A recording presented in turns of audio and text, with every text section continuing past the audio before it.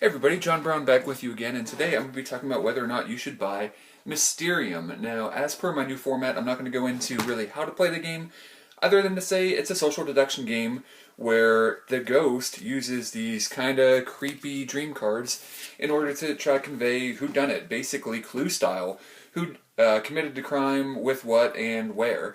And that's technically all there really is to the game, although obviously it's a little bit more complex in practice. So what we're going to talk about here, not so much how to play it, but what comes in the American version, and how it compares to some of the other versions, and the pros and cons, and who may like this game and who may not. So let's get right to it. So component-wise, we've got some pieces you put together to keep track of the rounds. We'll get into this track, how far people get on that. That's one of the things that's different about the game. And some nice quality cardboard components to keep track of locations, weapons, people, and all that stuff. So all of this is high quality stuff. This is kind of the star of the show. This is the screen that the ghost is going to get. And as you can see, there are all these different sections that you'll use depending on the number of players that you'll slide cards into so that you can keep track of, for each person, who the person they're looking for, the location, and the weapon is for each player. And there's little tokens you can keep track of who you've given cards to and all that, and put it behind your board. So this is fantastic. It's super high quality, the artwork is nice, and it's just, yeah, probably the best component in the game. There are the kind of crystal balls that the players use to mark their selections. They're not as nice as one of the other versions of the game, but they're nice. I'm glad they're in there. There are these tokens, which we'll talk about, and then, of course, there are the dream cards and all the different cards for, basically who did what. So the components overall are pretty fantastic. So talking about the differences in the game, this game does have different artwork than the other versions of the game that came out. And when I first heard that, I was really disappointed. Here, let me see if I can get focus a little bit better there. Yeah. But I was worried that they're going to take away some of like the creepiness and eeriness that the original ones had. But judging by, I've played this game several times now, and overall, I'm really happy with the artwork. I don't necessarily prefer it or think it's worse than the other styles. I'll just say that I'm not disappointed. So here's some of the locations. Even though I don't necessarily think the change was needed, I'm not disappointed with the artwork of the cards as they exist. Now, one super nice thing about these cards, though, is unlike a game like Dixit, where you kind of get like inside jokes where people will, after playing the game, seeing cards a lot, are going to basically know certain keywords mean certain things or stuff like that. This game, because each card is being used to convey a idea that could be different. Could be using this card to trigger, the color in something or the objects in something or whatever.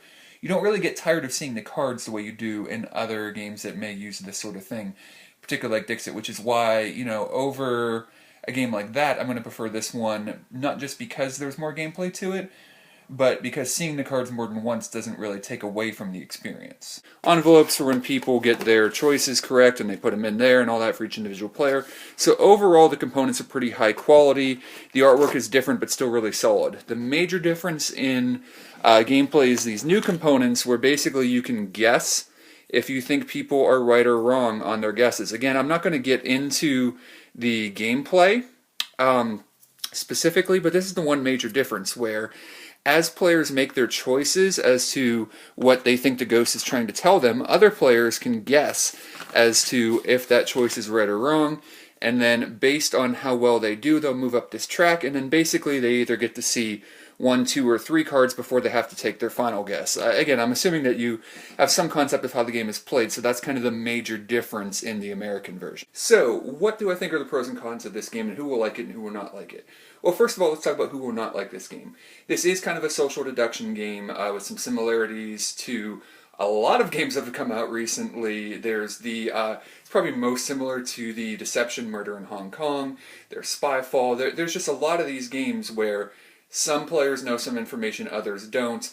This is a game where you're going to have one person who has to stay quiet and just hand out the cards, and then listen to the other players. So if you've played social deduction games in your group like that and haven't really enjoyed them, then this probably isn't going to change your mind. Now, I would put this a little bit in a different category than like Resistance or games like that, where it's more about just like arbitrarily guessing sometimes and just making accusations and seeing how people react, where this is more about reacting to the information you're given. You also have the issue of one person being the ghost who can't talk and everyone else having to play. So if you have a group where everyone wants to be the ghost or nobody wants to be the ghost, that can be an issue. There is a lot of pressure on the ghost, but some people really enjoy that. A lot of times, that seems to be the person who enjoys the game the most, but there are some people who might not enjoy that role at all, or might be surprised by enjoying it if they actually play it. So it's not going to change your mind if this is not your sort of game. Those tokens, so you can guess if people are right or wrong, I don't like them. I could see some people liking them. In a game, though, where the players are working together to try to figure out what's right and wrong, you might go with a consensus, or you might not go with a consensus. There might be a division. Everyone might be thinking one thing, you might be thinking another. If you have a group that people really like that, like for example, let's say you're playing with 4 of the investigators and 1 ghost, and then one person is like, I'm pretty sure this is what I want to pick, and the other 3 players are like, no, no, no, it's absolutely this one. Well, those other 3 players can all mark that you're wrong, or if you're in consensus, you can all mark that you're right, or, you know, if somebody went with your choice, even though they thought it was something else, you could mark that, yes, I think you're right. You know, so if that's something that you really like, it's not something that I think is objectively bad. I think it's just adding another element to the game, and I don't personally like the idea of saying I think you're right or wrong. It's not that I'm conflict averse in the game. I don't know. I don't really enjoy that. But some groups really might like that. So there is a difference in, well, the English version of the game. So overall, basically, I feel like the biggest negative is if you don't like this style of game, you're probably not going to like it. If you haven't really played this style of game, I would suggest checking out an actual playthrough of the game, and you should give you a pretty good idea if you think your group might like that. But it's going to suffer from the same issues as any type of this game, where it could be really hit or miss depending on who you play with. Some of the positives of this game, like I said, if you have a group where everybody maybe likes to take turns, you consistently play with the same group, and different people try playing the ghost, you could play multiple times in a night.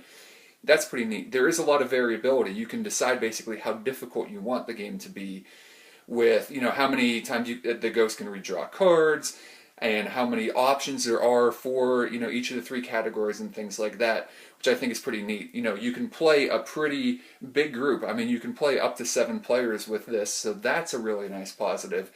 If you enjoy social deduction games like this, you're probably going to enjoy this one. However, again, it's going to be very similar to some other ones. So just compare this probably to one that I've played quite a few times recently, and I think it's pretty comparable, the Deception Murder in Hong Kong. There are a lot of similarities where there's one player kind of observing, trying to give information, and it's really, I would say you probably don't want both of those games in your collection. They're similar enough, and they both have their issues. In that game, you can just have choices in front of you as kind of the lead investigator that are just not helpful. And again, this is a game that's either going to be a big success or fall flat in general.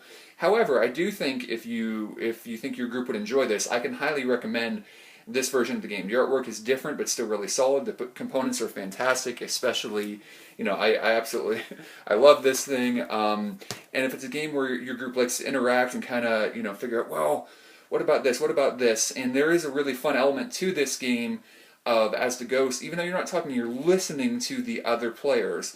And what are they picking up on? Are they picking up on colors, maybe? Are they picking up on objects in the environment or whatever? And you have those moments where, like, okay, this is what they're focusing on, so I'm going to give them this card and keep them along that train of thought, which sometimes works and great, and then sometimes they notice something entirely different, or, you know, just do unexpected things. It's a game I really like. It does well in our group, but like I said, the biggest negatives would probably be, if social deduction isn't your thing, this probably isn't going to change your mind. So overall, cool components. You can take or leave those guess if people are right or wrong tiles.